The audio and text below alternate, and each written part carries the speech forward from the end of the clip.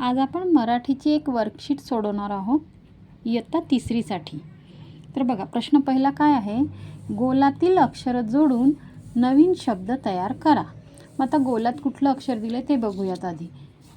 बघा, गोलात काय दिलं आहे, क, आणि बाहेर काही शब्द दिलेले आहेत 2 अक्षरी। आता ह्या गोलातल्या अक्षराला जोडून नवीन शब्द तयार करायचा आणि वाचायचा। आता बघा, क व च, मग आपण लिहिलं आहे इथे बघा कवच।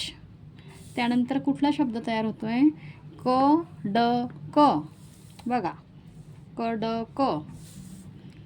क द र, बघा कदर।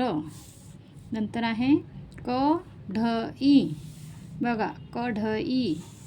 कमळ, कमळ। कळस, कळस। त्यानंतर आहे प्रश्न, दिलेल्या अक्षरांनी सुरुवात व शेवट होणारे शब्द लिहा। मग आता कोणतं अक्षर दिलं आहे, पहिलं क, क ने सुरुवात होणारा शब्द आहे कमळ, तसेच क ने शेवट होणारा आहे चाक। बघा, शेवटचं अक्षर क आलं आहे।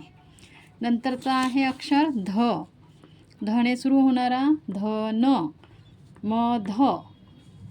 पा ने सुरू होणारा पाटी आणि शेवट होणारा झोपा।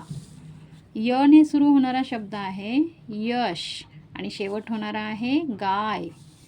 नंतर आहे डू, डू ने सुरू होणारा डुल आणि शेवट होणारा खडू।